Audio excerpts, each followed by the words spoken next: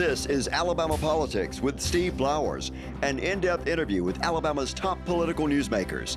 Now, from the studios of Troy University, here is Steve Flowers.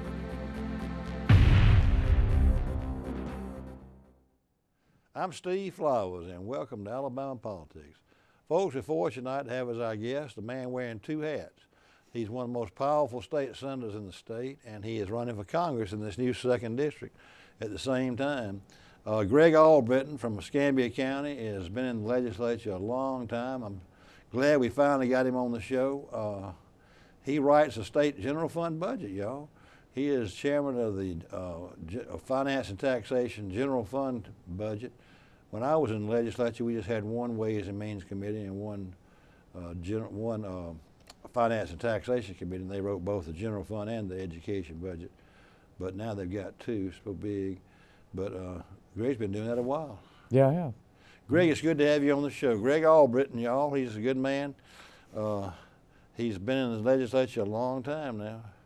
When did you first come to the House, Greg? Well, I came to the House first time in '02.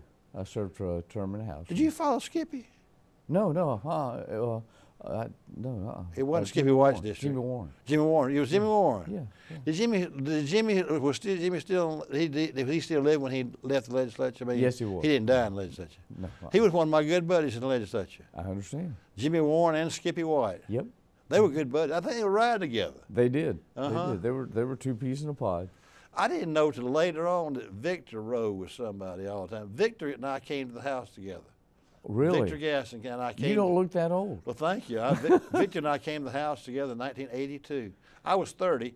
Victor was probably 35 or 40. Okay. You know, and I represented Troy, of course, and then Victor came from that silk stocking area of Mobile. He was one of the few only few Republicans when I was in the House. That's right. Mm-hmm. You know, we may have thought we were Republican, but we still ran as Democrats. Yeah. You know, you may have run as Democrat the first time too. Nope, never. You did. always ran as Republican. Always been Republican. So what year did you come to the House in '02. '02? Mm-hmm. And then you stayed 8 years in the House? No, I only stayed 4 years. 4 years stayed in one term in the House. Mm-hmm. And then you ran. Who was in that Senate seat for you? Pat Lindsey. Pat Lindsey.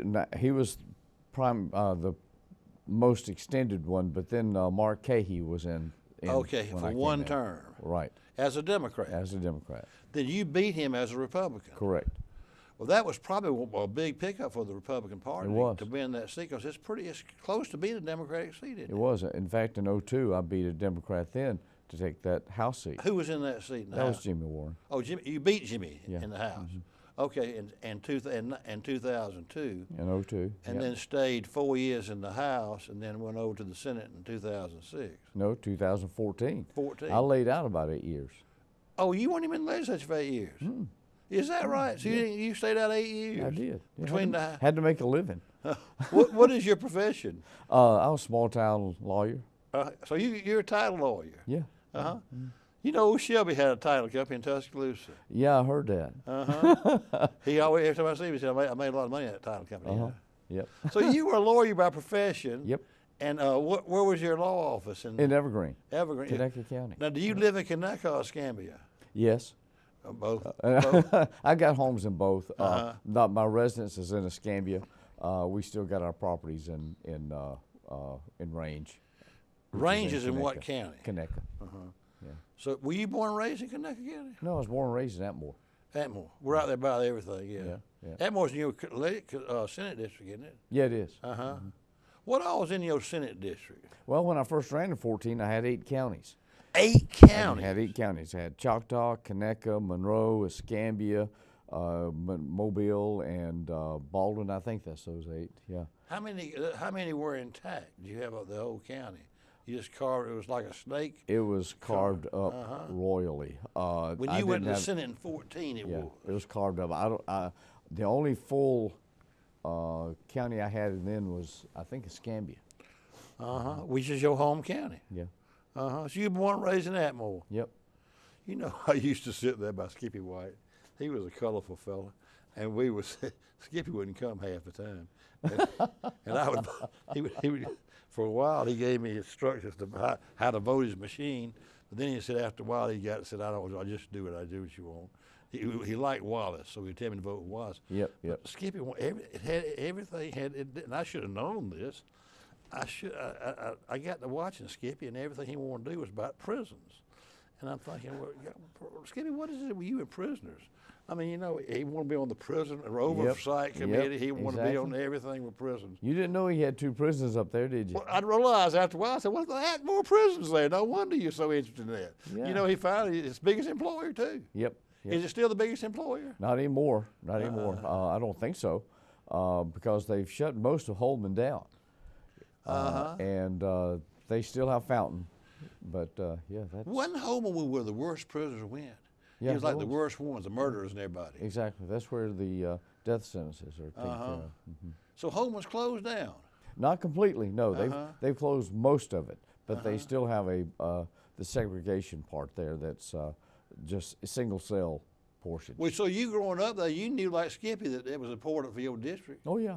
That's why you got on the general fund budget committee to take care of your district, is to help take care of it. Well, that's one reason, yeah. So you were out 8 years from after 04 to 2000. From 6 to 14. Yep. So you went to the House for one term. Yep. Now, Alan Baker, was he there the whole time you were? No, he came in 6. That's when he got elected, was 6. He took your seat that you No, left. he did not. He took Skippy's seat. Who took your seat in 06? Harry Shaver. Yeah, he's a good old guy. Yes, Coach. he is. Yep. How's Coach doing? Is he retired and everything? He's retired, yeah. Do you ever see him? Oh, you can't help but see Harry around. Yeah, he's always around. Do you know who was good friends with Harry? Is Doty and Ricky Rhodes. They were fraternity brothers of mine from Bayman. Oh, really? Yeah, we were all Sigma News, Alabama together, and he and Coach Shiver were big buddies. Yeah. Ricky Rhodes was. Did you know that? I knew that. Have you ever had Baldwin County in your district? Oh, yeah, I've always had Baldwin County in my So district. what part of Baldwin do you get in your Senate district? I've got 70% of Baldwin County. Is that right? Yeah, I go all the way down to the Bay, to Lillian, south of Lillian, and Foley. Got a little part of North Foley, and then it comes up to the north, Robertsdale and all that. I don't have the Daphne, and I don't have the city parts. All right. Who's got Bay Minette? I do. Oh, you got Bay Minette. You got Ricky and them. Yeah. Oh, yeah. Ricky? Had Ricky for a long time. Ricky Rhodes. You know he gave me the nickname Tree. Have you ever Why did he do that? Well, we were all pledge brothers, and he'd got off to marrying for a year or two. He was a couple of years older than me, but he was in my pledge class at Sigma Nu at Alabama, and we were sitting there, and the older guys had let Ricky sort of be our president of our pledge class because he was older. He was really active and everything. So Ricky said, we got to give everybody a nickname. So, you know, like Animal House, you know? Yeah. Alabama Otter and that sort Well, of this thing. was before Animal House, though. No, Animal House, the movie came out about this, later, but it was similar to Animal House where they gave everybody a nickname. Yeah. Remember they all had In other words, the movie Animal House was made for y'all. Yeah, before us. So Ricky thought it was appropriate for us to be like Animal House and have nicknames like Otter. And he looked at me and said, well, we about run out of names. He's tall and named Flowers. We'll call him Tree. And mine stuck. You know, I can't go to Alabama football game. I can't go to the Capitol. You've heard, I walk in the Capitol. Trees here. Yeah. You know? Yep. So it's like mine stuck. So Ricky, real proud of that. When you see him, tell him you and I talked. I will. So I saw old Tree today.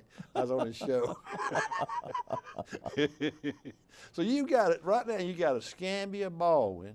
Mobile. You go into Mobile. Yeah, I got, as far as my Senate is concerned, yeah, I've got Scambia, I got all of Scambia, I got Baldwin, I got all of Washington County, and a portion of Mobile.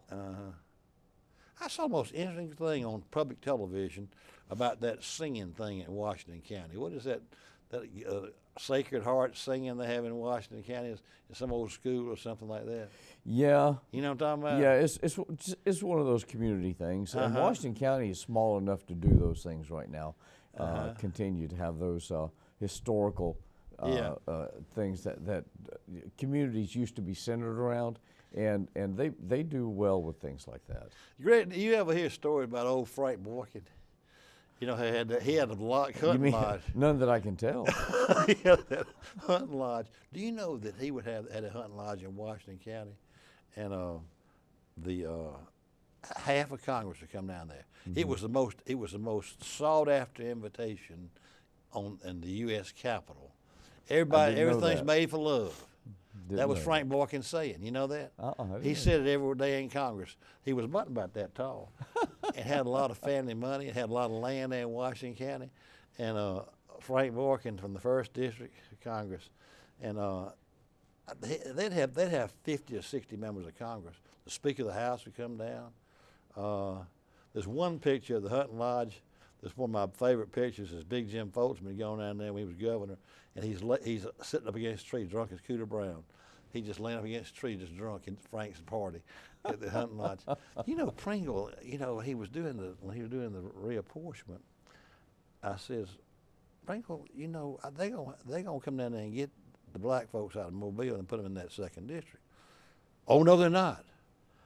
Pringle, you're not going to be the final say of that thing. The courts are going to be the final say. Well, we got a community of interest, you know.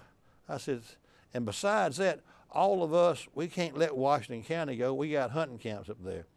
I said, Pringle, I hope you don't make that argument to the federal judge that the reason Washington County needs to be in the 1st district is because y'all have hunting camps in Washington County. Now, you know that's going to fly. I mean, evidently it made a lot of impact. It did, didn't it? I love old Pringle. He came to the house when I was there, and I saw him take him out my wing and everything. Mm-hmm. He's a good old guy. So you came back in 2014. Yep. You know how many one of those papers in Atmore? They got 3 papers in Atmore. Yep. You know that, Atmore News?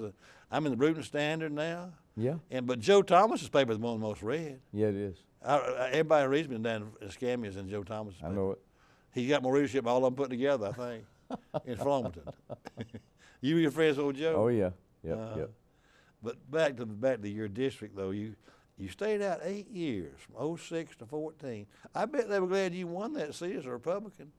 I think they were. They're keeping me there, have kept me there. No, I'm talking about the Senate Senate majority. Oh, Jabbo and them. Well, I bet they were proud to get that seat. Sometimes they are, and sometimes they have little questions on the minds, I think. Why? You don't go along with them sometimes? Let's just leave it at that. I can have a little personality issue sometimes. Well, you do a good job with the budget, though. That's a tough job. It's not just me. It's not just me. The Republicans, since we took control in 10, we've done a lot of good work on the budgets. Most people don't understand or know that, Steve, but we've done huge steps in this way.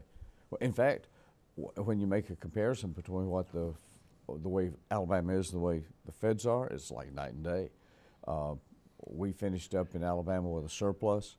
The feds wound up in debt, $1.7 trillion. We wound up last year paying off the debts that we owed to the ATF completely and totally. The feds wind up more in debt, $33 trillion, $34 trillion, climbing to $35 trillion in debt, and we're reducing our debt. We look at taxes. We're reducing taxes. They're increasing taxes. We're controlling our spending. They're continually spending unreasonably. It's like night and day. You know, sitting here listening to you about that, you know, I'm not trying to become your campaign manager, but you're the perfect, I did make that speech everywhere I went running for Congress. Why do you think I'm here, Steve? I mean, that's what I'm saying.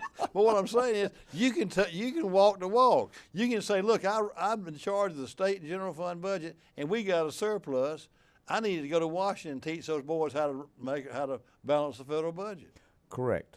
That's my argument. That'd be the campaign. That's what you're doing. And not only that, Steve, but we have handled, and since my tenure on this, we've had more federal money come into us. CARES Act, ARPA 1, ARPA 2. That money came directly and had to be apportioned out through the general fund. We've handled that federal money also. Put it in the ground. We've done lots of good things with that. There's your campaign right there. You've got the best campaign for running for that office. I'm going to Washington and teach them how to balance the federal budget. I did it in Alabama. Heaven knows they need it. They sure do. When we are looking at record budget, do you know that the feds are going into debt by printing money, something to the tune of $50 to $80 billion per day. Per day. Per day. Per day. And that's where we're getting close to moving toward a $35 trillion deficit. That's a lot of money. It really is. It's insurmountable. We've got to stop that in some way. I know it. I don't know how you do it, but maybe when you go to Congress, you can teach them how to do it. Well, we did it here in Alabama. Exactly. Yeah, when we took control in 10, we were broke. We didn't have revenue. We were stuck in the rut. We had to borrow money from ourselves to make payroll and such. Now we're having the surpluses and such. That wasn't all me, but in Alabama we did it. We can do it on the federal level. It's not too late to salvage it, but we are on a death spiral fiscally on the national level unless we turn that train around. Somebody's got to start talking about it. Somebody's got to start planning on it. It took us years to get to the point that we are here in Alabama. It's going to take us years on the federal level, but it can be done. We've got to start that. Greg, how many states you reckon have a balanced budget? We have a constitutional requirement. We got to have a balanced budget. But how many of them you think are not in debt? I mean, California's in bad debt, aren't they? California's in terrible trouble, and so is New York, and so is Illinois, and there are several others. Part of that is because of the way that they spend money. Let me rephrase that. Most of that is because of the way they spend money. Part of that was because of the way they handled the federal money that came in. We got a small share of those monies that feds scan in, but these got huge sums. And they use those to build government. They use those to blossom out their holdings or whatever else they wanted to with political patronage. Now they don't have that money, but they still have the obligations. Uh-huh. And hence they're just way in over their heads. We did not do that, and we haven't done that. And that's why we are solvent and they aren't. That is very prudent. I've written that over the time and given you and Arthur Orr accolades. That's Rex Reynolds, and before him, Bill Pooh. Bill did a good job. He did. Yeah. He did a good job. And he was general fund. Steve Klaus. Klaus, I mean. Yep. Mm-hmm. You know, Steve and I grew up like best friends. Is that right? Yeah, my mamas were best friends. Interesting. Now, he's quick to tell you I'm 5 years older than him. You know, first thing he say, I thought the flowers. That's said, funny. Good friends. Last time I talked to him about you, he said you were 8 years older than him. First thing out of his mouth, I said, he said, I've never not known Steve Flowers. Our mamas were best friends, and we'd play together as little boys and did everything the same. And he's 5 years older than me. That's what he said as soon as he gets out of his mouth. But hey, Greg, talk about the congressional race a little bit because. You know, you're in that second congressional race. Tell our viewers kind of where that district, if you can roughly, that's a weird district. Well, this is true, but it is what it is. It's not the district we had drawn, obviously, but it is what we have now. And it takes in most of the population of Mobile County, starts at the river. So it gets most of Mobile? Most of the population of Mobile. Mm-hmm. And it starts at the river and comes west, goes over to the boundary of Mississippi, comes north and up to Washington County. That's got all of Washington County, comes across to Clark, cuts south Clark County, and those are the only two counties it splits, Mobile and Clark. Then it continues east, and it takes in Monroe County and Connecticut County and Montgomery County and Butler County, and then it continues east, which is Macon County and Pike County, and then Bullock County and Barber County and Russell County, all the way over to Phoenix City, that whole swath. You know, talking about that. 13 counties. I did not know this, but I was having a visit with one of the campaign people. I was assuming that most of the people they brought into that. And I also have Crenshaw. Crenshaw, yeah. I knew it was one, yeah. I have a lot of viewers in Crenshaw. Glad you mentioned them. But I was of the impression they'd gone and they just simply plucked the black voters out of Mobile. But that's not true.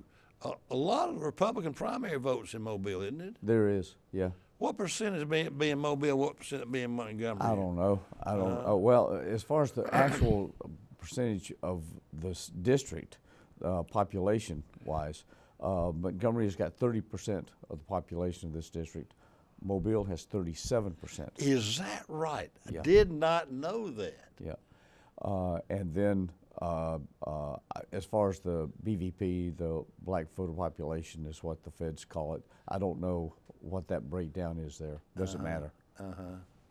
That's interesting. But there are a good many Republican white voters in that Mobile. Well, Mobile's been a Republican strong fortress for a long, long time. But I thought that what they had done was just gone and gotten the black citizens. No, that's not true. It's not true. No. Well, you've got about as many white Republicans in that come out of Mobile as you do black Democrats, probably, in that district. It reflects, I think, the overall district, which is a little less than 50%. It reflects the district, then. I think it does. You've got some good name out there in Mobile, I imagine. I would hope so. Right there in all your life. Represented them for a number of And years. you've had Mobile's in your district. Yeah, it is. And you have Baldwin too. No, not in the CD too. No, but the state legislature though. Yes, I do. Yep. And that's interesting. Baldwin County. Now, here's the thing about that first district is, Baldwin County is the whole bellwether of that district. If you look at it, That's the population strong place. 225,000 people. Yeah. How many people in a congressional district? 600,000. 750. I think. 750. So that means 1/3 of that congressional district is in Baldwin County. Correct. And that's pretty strong. it is. It sure is. And every one of them, just about every one of them, Republican. So it makes it one of the most Republican districts in the state. Yep. Counties in the state. Exactly. And They made District 1 more Republican and District 2 less Republican. no question about that. What, are you getting around all over the area? Yes, it's a interesting endeavor. Puts a lot of miles on. It does. Yes, sir. Just today, I've already been to Mobile, here in Montgomery. I'll be in Butler tonight, and then back down to Conecuh this evening. What you doing in Butler tonight? You start speaking of that one? Yeah, I got it's the GOP meeting. Oh yeah. I've got a lot of friends over in Butler. We got a lot of viewers in Butler County. See, this show originally started. It was Montgomery and the Wiregrass and the surrounding counties, which was cut out for that second congressional district the way it was. But nowadays, YouTube goes all over the place. It does. So it's not Knows just no boundaries, so long as you got internet. That's exactly right. Yeah. Greg, what do you think the issue is in the campaign? What are you hearing from people out there as you've traveled around? What are they talking about? The thing that shocked me when they were talking about in the New Hampshire primary and Iowa, that the average Republican is concerned about immigration. Yeah, that's true. When you look at the national, and that's what the national things focus on, is they focus on immigration, and that's an important issue. That's true. The answer to that, frankly, though, is simply enforce the current law that we need. We don't need another law. We can enforce what we have. That's where the problem is. That's one thing. The most important thing in this district, in my mind, well, let me set it up. We have 13 counties in District 2. One of them, in the last census, had an increase in population. Only one. Only one of Which the 13. one was it? Mobile. One was stagnant, kept its own. That was Pike. The other 11 declined. And no, I don't mean just a little bit declined. They declined. We've got to stop that drain of people. We've got to. And the answer to that is infrastructure. You know, the roadways connecting this district, they don't exist. They're jagged. You can't get from one place to the other. Not to mention, most of through this area is 4 lanes and then 2 lanes and 2 lanes and then 4 lanes. We need infrastructure here, not just roads, not just bridges, not just railroads, but internet and airports. All of that needs to be developed here, and it's so underdeveloped. When I get elected, I want to get on Transportation and Infrastructure Committee. I've already been to Washington, I've already talked about this, so that I can begin the planning stages to develop this area of Alabama. that's where I want to be. Mobile we can use as a spring-off point. That's the economic engine. Continue the growth in that's happening there and move it into the rest of the district all the way across. Yeah. We've traditionally been a north-south state. Now we've got to move east-west. That's my biggest issue here. That's what we need here. East-west connections. Correct. That's a good thing. And I would think if you elected the Senate or the Congressional Republican Caucus would look at the fact that you've been in charge of the state budget and you know how to budget and done a good job. Now, back to your Senate career, when you came back in 2014, did you automatically go on finance taxation? No, I did not. You did not? Mm-mm. When did you become chairman of finance taxation? In 19. After I got re-elected in 18, with the seniority I had, plus my House seat, and training, and my charming personality and good looks, I was able to get to the... Who had been the chairman before you? Well, Trip Pittman had. Oh, Trip. So yeah. They were thinking that this part of the state or that part of the state needed... that was part of my argument, too. That Arthur O was always the chairman of education, I guess. Well, not always. In 2010, initially, he was chairman of the general fund at that point. Okay, so he was general fund. Yep. And Tripp was education. I did not know that. Yep. Okay, and then in 14, because they were so bad squabbling, they swapped out. And they sat there through 14 to 18, and then Tripp left in 18, and I moved in. And so you've been writing the state budget since 19? 19. Oh, it's just second term, though. Just second term doing it. Yep. Yeah. Well, Greg, I hate to. But don't forget that. But don't forget, though, while I wrote the budgets, it was the biggest budgets that we've ever had, plus all the federal money that came in too, that we had to deal. We had special sessions to be able to handle those funds too. Well, one thing that I've need to give you accolades for before we close the show, and we got to close it out, is that... We done already? Yeah, we about through. But you have been good to state employees, and there are a lot of state employees watching this show right now that live here in Montgomery. And you've been the primary reason they've got pay raises for several years. Well, let's give you credit for that. Well, I thank you for that. We try to do right by our people. We try to do that. And you know, keeping the reins on what we can do and what we should do, that's a balancing act, and trying to see into the future what we can do. Last thing I want to have is proration or some folks losing their jobs because we can't make payroll. You've done a good job. Folks, our guest tonight has been State Senator Greg Albritton, and he's been in the State Senate quite a while and been chairman of the General Fund Budget Committee. He is running for the 2nd Congressional District, a new district that extends from Mobile to Montgomery. We thank Senator Albritton for being with us, and we thank you viewers for watching. Hope you tune again next week for Alabama Politics. Thank y'all.